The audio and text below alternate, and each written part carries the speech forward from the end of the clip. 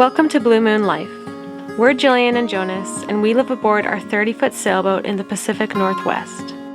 If you enjoy these videos, hit the like button and subscribe to our channel to follow us on our adventures. Good morning. It is another beautiful day here. The sun is shining. We actually got a good sleep last night, and I'm really excited to just be able to spend the morning in Sydney before we sail back tonight. I'm just about to make some coffee and honestly, just enjoy the sun. I cannot believe how beautiful of a day it is already.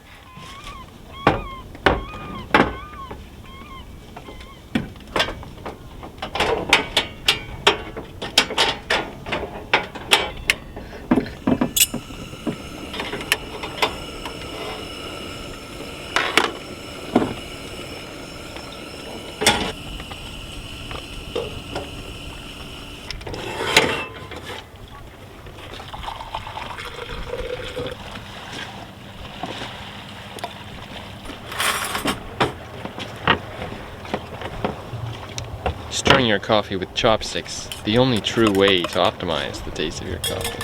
It really is.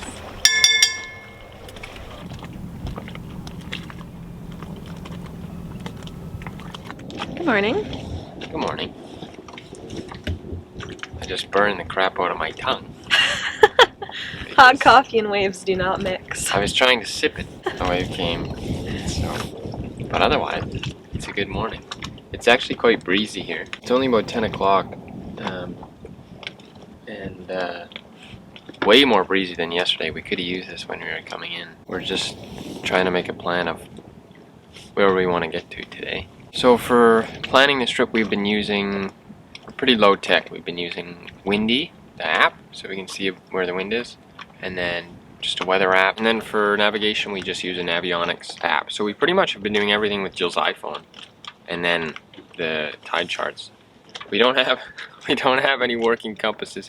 Our only instrument on the boat, well, our two, I guess. We have a depth sounder, and then our wind indicator seems to work well.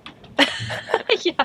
But that's analog, so yeah, we pretty much do everything from the cell phone. And then we got these things called Murray's tide tables, and we have a map of this region, the Wandafuka Islands, and it shows, Murray's table shows the tidal currents. There's a lot of narrow passageways in this region. You have to time when you're passing through certain areas so that you're going with the tidal currents. You can go against them, it's just some of them get very strong, and I think up to 5 knots, and so it can make it hard to steer and pass through. So we try and plan to go through those areas at the right time. Yeah, the tidal currents are kind of fun, very low tech. You sort of just find the grid, open the boat. Oh. You need a new compass. Have you shown people this? Oh, look at this guy coming. Good. Fast and furious. You guys want to know how much time Jillian spends complaining about boats making wakes? That's like 50% of our time. It's like, man, they came in way too fast. I'm trying to cut onions. I'm just trying to have some coffee. Now I'm burning my tongue.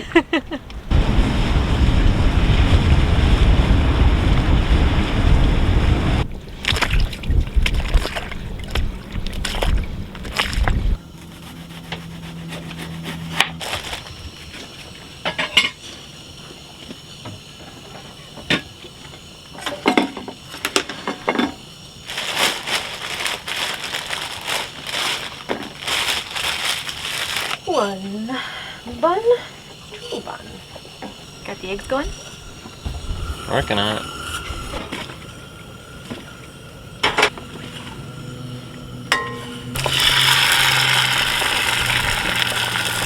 So with breakfast this morning, we are going to take a look at some of the currents and see, we're trying to decide if we want to spend another night in Caddy Bay or if we want to just go straight home.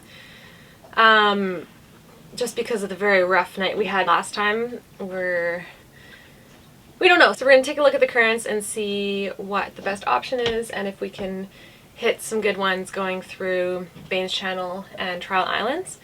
And yeah, gonna decide over some egg sandwiches. Loading.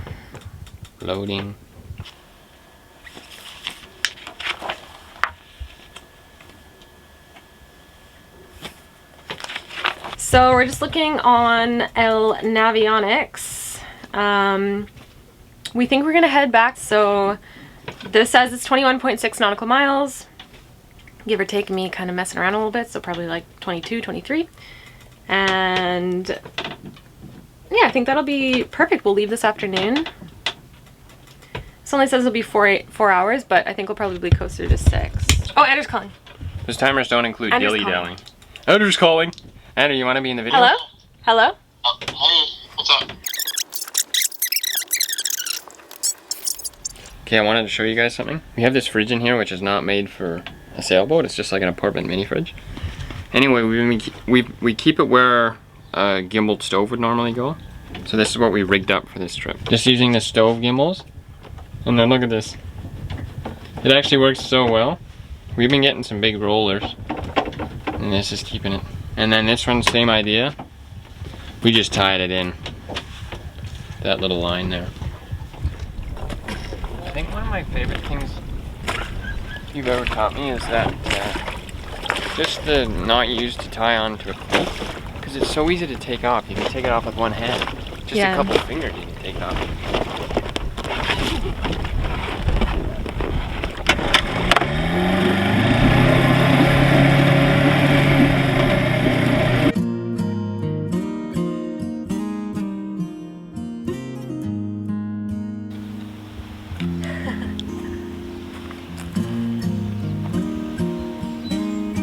Wow.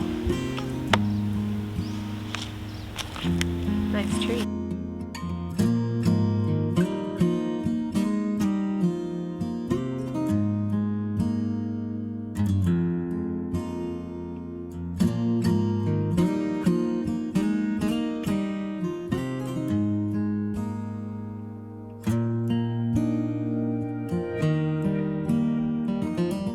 We are on our final walk on land before heading back to the docks. Looks like we've got some good weather though. We've got some wind. Yeah, we'll be sailing upwind, but it's better than no wind. Yeah, that is true. That is true. So, But yeah, beautiful stay. I kind of wish we could stay longer, but yeah. we'll come back. Okay, let's go exercise these legs.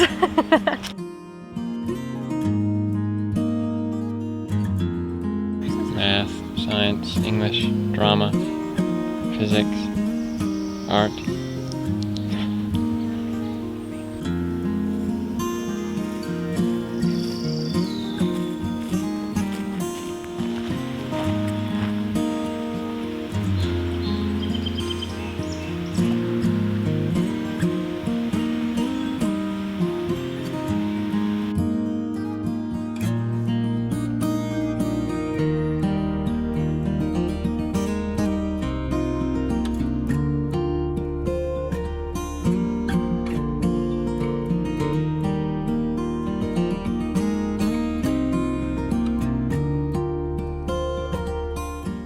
Jill and I came over here last night to play some frisbee and just walk around. And we were under this big tree, this big Doug fir, and we saw a couple bald eagles land at the top of it. So Jill was trying to film them, and we were like waiting for them to fly. I think they did it on purpose. Long story short, it got pooped on. There was like a ruffling, Jill described it as sort of a ruffling of branches and feathers, and then a spray of liquid came down on her. Like it rained. Jonas, I think he's about to fly. Never mind. Anyway, I don't think they appreciated being filmed. Yeah. Maybe that was like a signal, so we let them be after that. I think it's good luck. I think it's good luck. Not every day do you get pooped on by a bald eagle. Back to the boat. Oh, look at that big yacht behind us. We're just tying the engine and the gas can into the dinghy because we just keep it on while we're towing it, so we do not lose any part of the dinghy while underway. Thanks for stopping by, Josh. Very nice to meet you.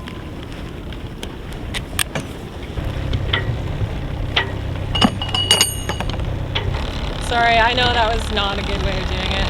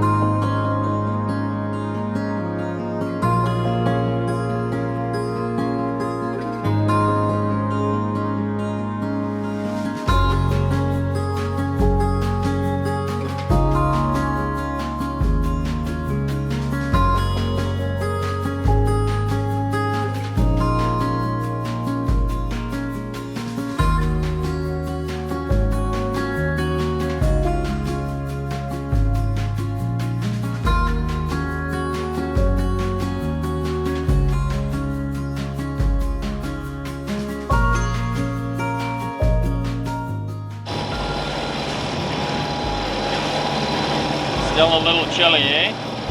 Still a little chilly. It looks nice, but that wind is cold. Yeah, it's cold in the breeze.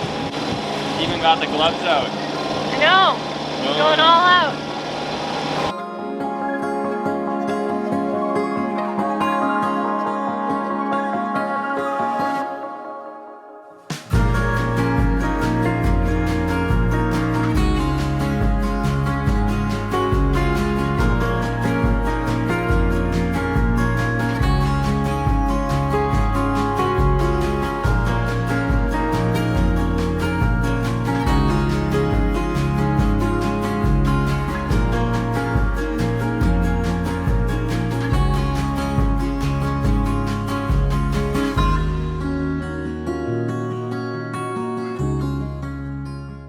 I think it's time to do some sailing. Here we go. All right. Wish me luck. Good luck.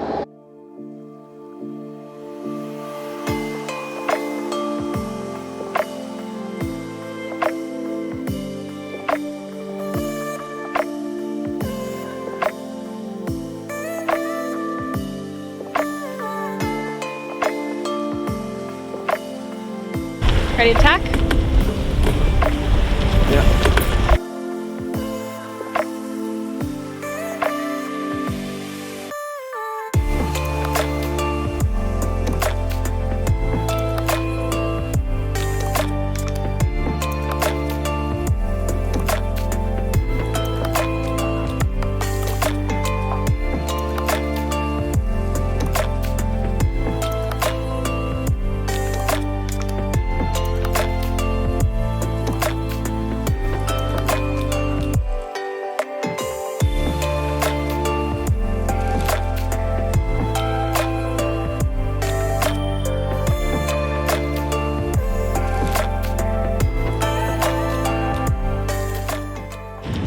Well, I've got a bit of an upwind grind to go home.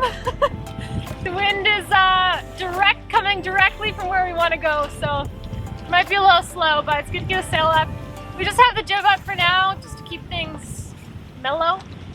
But other than that, we're looking good.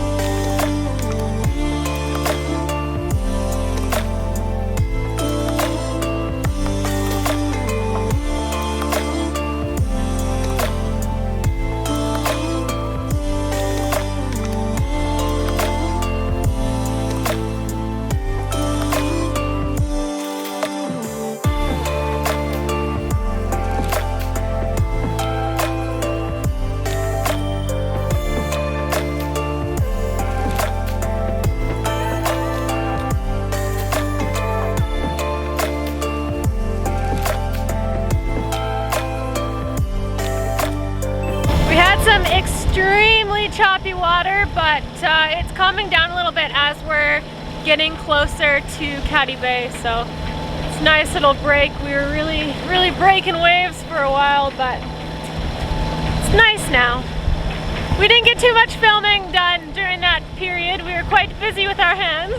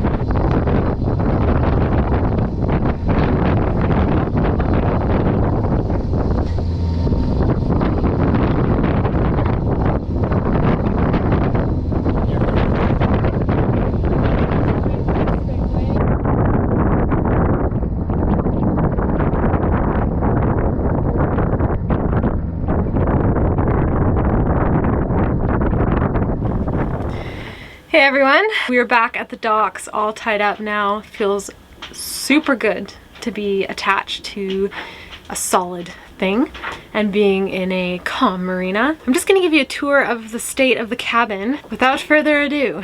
Kitchen actually stayed really well. Fridge, enjoyed the ride. Olive oil, found home somewhere else, but hey, they all crowded in the sink, all is good. Moving over to the starboard side. Things in there are just chilling. They're not too bad. Blender or smoothie maker, as Jonas would say. Got a little frisky, but other than that, we're all good. Moving on to the main cabin. Disaster struck fully. Holy moly. First of all, I am now accepting the fact that I am a terrible aloe mom. This poor aloe plant has absolutely seen better days. Although, look at that root system. Honestly, could be worse. But yeah, she's not looking too good. And naturally, fell over top of the engine compartment. That cushion was actually off. We had it off earlier, so that doesn't count. Put that there. My hat, not bad. Miraculously, this plate is unbroken, unchipped in fact, but it decided to fly off the shelf from over there and land right here, so good on you, plate. Oh, and we have another plate. Oh, this was the aloe plate.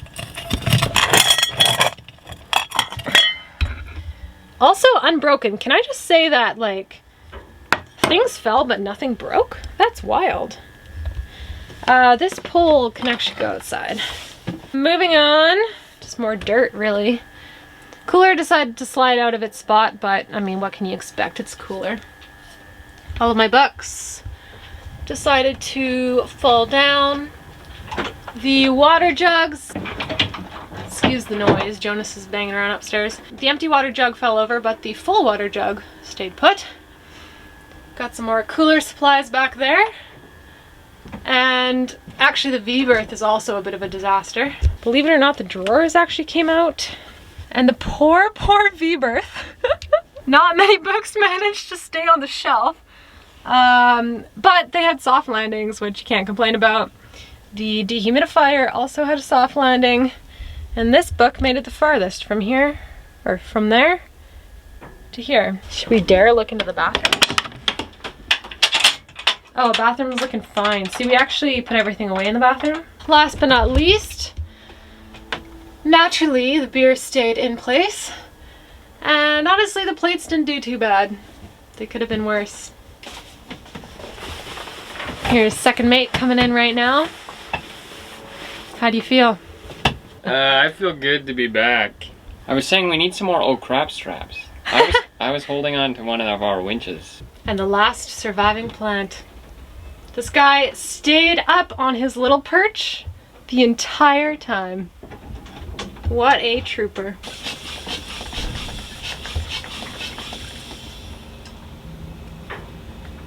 Gotta hydrate. Well, the cabin is back in order, pretty much. Still a few things to do, but looking way better than before. We're also back on power now, so we've got the fridge hooked up, the food is in there. We've got a couple extra lights, our AC lights, and yeah, just power outlets. That's basically all we have. We have a really good off-grid setup. We don't miss too much. The main limiting factor is just our battery bank, basically, but that's pretty common. Anyway, we're back on power. We have 30 amps of AC power, and it feels good. Get the space heater going. Hi everyone. I'm tired. I know. I'm really tired. Yeah, we had a long day. Oh. We're gonna get some, have some grub, and we're gonna be good.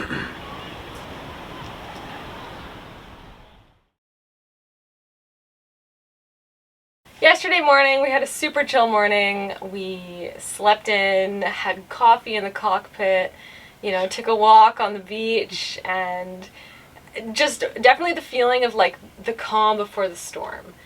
Because once we got out, gradually things started picking up. The weather apps were slightly off in the sense that it was much windier and rougher than we had expected. Yeah, so coming around the tip of Vancouver Island, it's more open water. It's out into the Juan de Fuca, so we knew it was going to be windy and rougher. We just weren't quite expecting it to be as rough as it was. Yeah. Especially coming in and out of, there's some narrow channels, passageways that you have to go through, and they seem to be amplifying the force of the waves, and then there was a lot of current, and yeah, it was very, very windy. So what was happening was the direction that we needed to go was directly into the wind, and we were moving with the current, but the wind was pushing against us.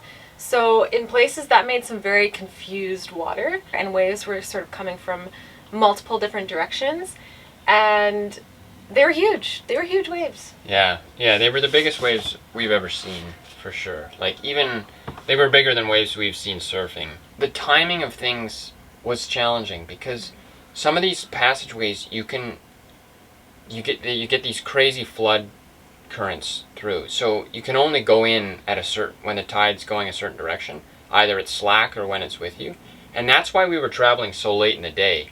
Like, if it was another region, let's say we didn't have to deal with the currents, we would have just gone in the morning. The weather would have been calm. Yeah. Would have been all nice and peachy. But, you know, to get through some of those spots, you really have to be going with the tide or at slack. It's much more comfortable to be going with the tide. We've gone through both of those passages when they're against the current, and although it is doable, I feel much better about going with the current when you can. And there are hazards, like underwater hazards there. So if the currents mess with your steering. So like we like going through with them so that you have control, and there's not a ton. Like it's not like there, dozens of boats go through them every day, but there's rocks underwater you have to keep an eye out for, and there are pathways you have to take. So that's why we were traveling so late in the day. Yeah. Which we definitely contributed to the weather, I think. So this is the second trip I've ever taken in a sailboat, so it's probably my 10th day on the water, and we have a pretty low-tech boat for the most part. We don't have any onboard sort of navigation equipment. One of the challenges we ran into in these big waves, once we started hitting, because we had to go, the direction we were traveling was right upwind, and so our bow was going over, smashing down into the trough of the waves, and then we were getting spray. We don't have a dodger, so the spray was coming over the bow, it was coming over the sides. We were both completely sprayed, and because we were navigating with the phone got sprayed, kind of messed with the touch screen. This is something we're gonna have to look into, of course. Yeah. We realized that right away.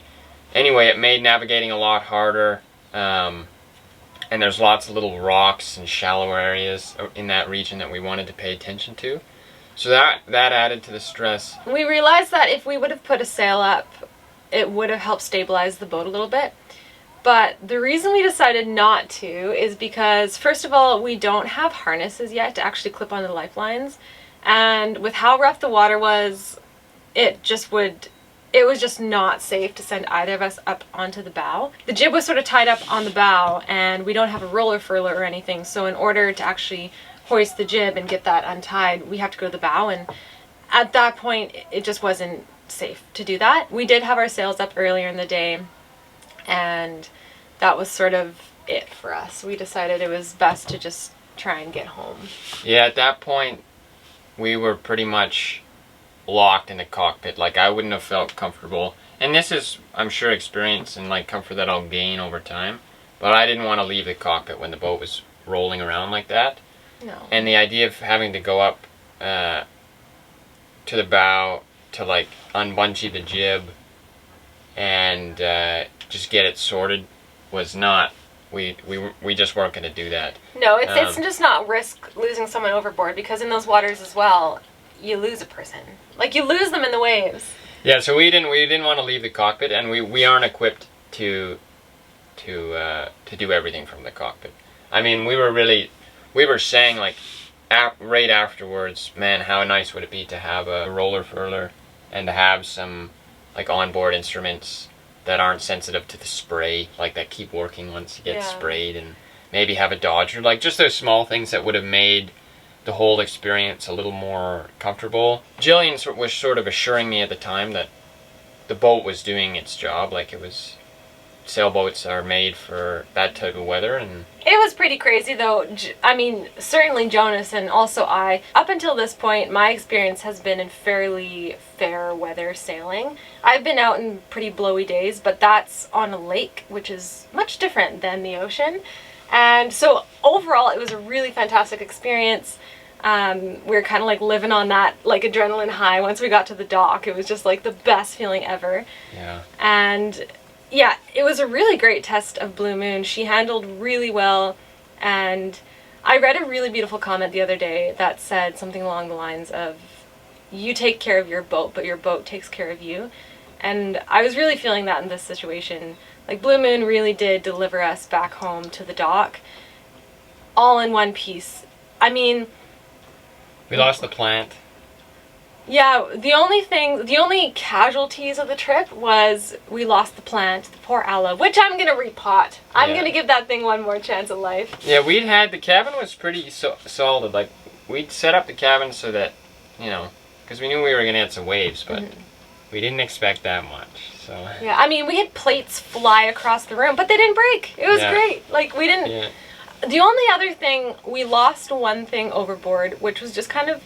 Is more eerie. It was very strange. Our, what do you call it, a life sling? Yeah, our life sling. Yeah, which was a gift. Yeah, Lane, that life sling, I don't know if you still watch these videos, but that life sling that you gave us, we had her all hooked up nice. Something happened. I think the canvas of the latch must have tore or something, because we went over a big roller, boom, and then we looked behind us and it was it had ripped off the rail. It was almost like slow motion though, like I just saw it drop. And in that weather, you're not turning around to get it. Like, there was no way I was turning that boat around to go get that life sling. It was kind of eerie though, you know, just to see that like floating behind you in the water. And we do still have a life ring, which is sort of the legal requirement, but yeah, it was. That was too bad. That was too bad. We were pretty sad about that. Yeah, I would echo what Jillian said. It was a fantastic experience. Little, you know, rather scary at the time, but I think going forward, you know, it was really good experience. It was great to see how the boat, you know, rides over the waves and what positions are better for taking the waves. And one of the things we were doing in the moment was just checking, like, okay, if for some reason we have a problem, like, what's the emergency frequency, you know, where could we ask for help? We were looking for other boats, and there was actually a surprising amount of people out in the water. We had windsurfers, like, on hydrofoils, which is pretty amazing. These guys are, like, way out, I don't know, like, hundreds of feet offshore, zooming by us on their hydrofoils. Yeah. It was better weather for them than it was for us. They were just, like, going over the rollers. Yeah, we got a couple of funny looks from them. They're like, what are you guys I was, like, holding on, like, Jillian was holding on the wheel, and then these guys are just cruising by like it's like a happy Sunday morning or something. But, they looked totally calm. So that was comforting. Like, if we had a problem, there was lots of people around. But one of the big things I learned is just, like, how the boat moves, you know, how it moves in that type of water. And yeah, because sailboats are meant to roll, right? Like, that's what they do. Yeah. But for someone who's never been in a boat that has done that, really, like, that would have been very well, I'm used to canoeing. If you roll in a canoe, like, you're in the water, and it's a very strange feeling to be, like, near the rail, and when you're rolling this way, it's like your arms up on the rail, like, the water is right there, you know. We weren't dipping into the water, but it doesn't feel right until you get used to it. And, like, when you think about it, you have the keel, like, the boat's not going over, but you are. Yeah, for me, like, I haven't been in boats very much. It's just a weird feeling to be, like, rolling over to the water and then you roll back, and Yeah, and even like for me, the craziest part, I've always heard these stories, but I've never experienced it. Losing sight of the horizon. Like that to me was just the craziest thing ever. Yeah. And it wasn't like, oh, you can kind of see it. It was like, we're looking at the clouds right now, and then you're face first into the trough of the next wave, you know? Like, it was wild. And we tried to take the waves. Like, we weren't just smashing. Like, you try and take the waves sort of like at an angle so you kind of glide along them a little more. I think you learned, like, as we were doing it. Jill was piloting, obviously. And, like, we were out there for about 2 hours in that, well, an hour and a half in that weather. And, like, by the end of it, you were already, I think, better at steering in the waves and just learning that you don't pick a fight with the waves, right? Like you really have to work with the ocean in seas like that. And I don't know, it's like, again, it's one of those things where you just gain so much respect, right? Like at there was one point during the trip when we were coming out of a narrow passage, and like confused seas is the perfect phrase for it. Yeah, because there was currents, the wind was crazy. Massive waves coming from every direction, and they were breaking. Like these waves some of them were breaking, like white capping over. And at that point, the sea had our boat. I was not in control. I had zero control in that situation. We gained control again. I was down in the cabin. That's like the only point in the trip where I was down in the cabin. I think I was moving the camera so that the camera didn't get smashed. Yeah, you were down there for some reason. And I was coming up in the companionway, and I was looking up at Jillian. She had her sunglasses on, so I couldn't see her eyes. But then the bow went up, so I was just looking past Jillian down at the water. And I was like, oh, like this doesn't seem right. And I was honestly, half the time I was trying not to look. Like, it's scary from surfing. I find this with surfing. If you're in the trough of a wave and you shouldn't be there, you know you're about to get smashed. And it was a similar feeling. Like, you can see the wall of water coming up to you, and you're like, okay, where am I positioned in relation to this wave? Am I in the right spot? And if you feel no, like, I was getting like twinges of fear. I'd be really interested to hear people's stories about that, like getting used to looking at water coming at you like that, looking at waves, and like, do you get used to it? I'm sure you do. Mainly because I've never done any of this before, and if I didn't have Jillian, I would think it's a little bit crazy. Like, it seemed there was moments of it I just thought, you know, like, is this how it should be? And I think it is. Like, the boat is, they're made for that.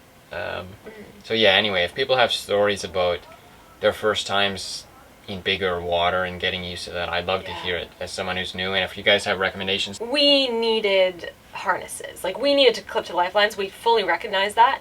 And that's going to be one of the first things we get, or make, or whatever. And I think that's like, we weren't up there. When the waves got big, we stayed in the cockpit, because there was no chance we were leaving the cockpit. Exactly, which is why the sails did not go up on our last passage. Yeah. Because it was just safer to stay in the cockpit and just try and ride those waves. Also, like, I'm so glad that we had an inboard engine. Yeah. Because, you know, inboard diesels, if you take care of them, they're fairly reliable, and they just sort of chug through, right? Yeah. But I've been looking at some other boats, and like, if we had an outboard, we'd just be cavitating like no one's business. Like, what's cavitating? Cavitating is when the engine comes out of the water and you don't have power, right? Like, engines need to be in the water, and they just go zoo, zzz, and that also burns them out. Like, it's just not a good situation all around. And at that point, you probably would definitely need to use sail power. Yeah. But it might go without saying, we did not get much footage of this leg of our trip. No. Jonas threw the GoPro on a little bit, so hopefully... Yeah, you can see me holding on to the side. Yeah. It was, It was a wild experience. Like, I was wickedly happy to get back on this dock. Like, we actually didn't even dock in our spot. We just pulled to the first spot that we saw, kind of like across from us on the end, and we both jumped on the dock. We're like, oh, yeah, I was so happy to be standing on the dock again. It was a very, very, very wonderful feeling to get back. Almost euphoric. It's just like, okay, the trip is done. Yeah. And as soon as we were back, I think we both felt like, okay, theoretically we could do that again. We just want few more things to be in order. And really, you know, maybe next time we just wait.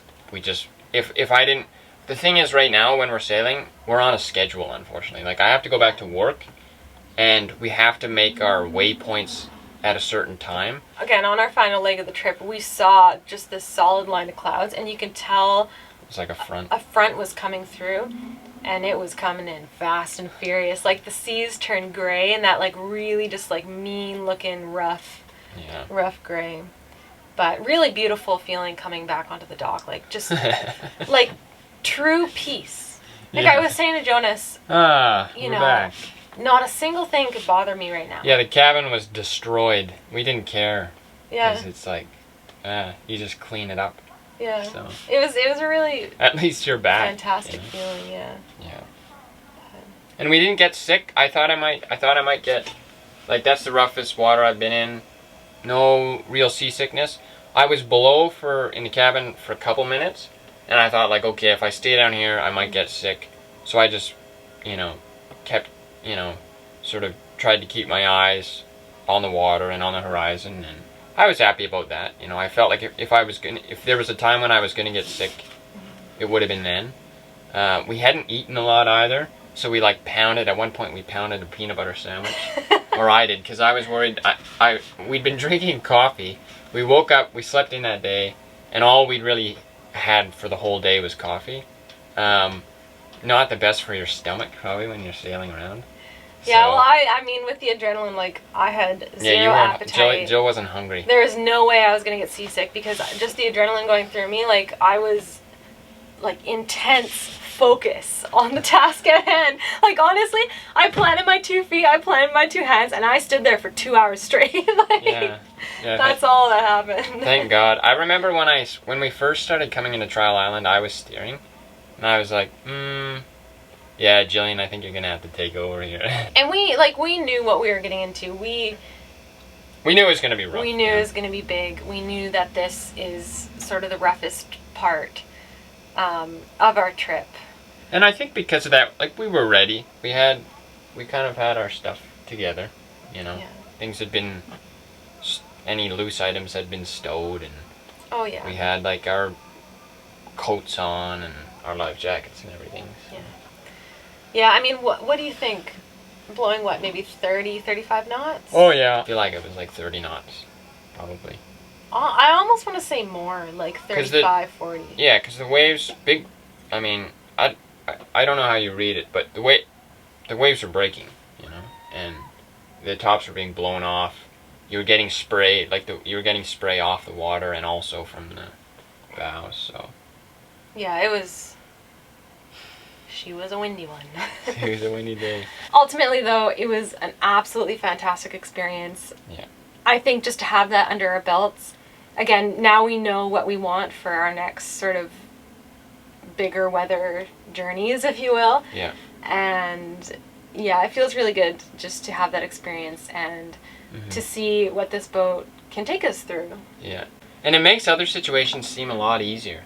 Like, for example, you know, sometimes like navigating in shallower water can be stressful. But if you have the things you need, like you have full control over the boat usually, you have all the information you need, and you just have to kind of do it slowly and think about it. Yeah, it makes those situations seem way more simple. So that was good. It's sort of, you have like an experience that's up here, and it makes all these ones that used to be up here kind of go down, and it's like, okay, at least, you know, the wind isn't crazy, or at least we have control over the boat, or at least the cabin's not in a complete mess. So. Yeah. And I mean, pretty wild way to kick off the sailing season. Yeah, like. yeah, it's our first trip of the season. Thanks so much for watching this video. Thanks to all of our patrons for their continued support, and for everyone who watches these videos, leaves comments and likes. It means the world to Jill and I that you're with us, and helps us to keep putting out videos. So yeah, thanks so much to everyone. We'll see you next time.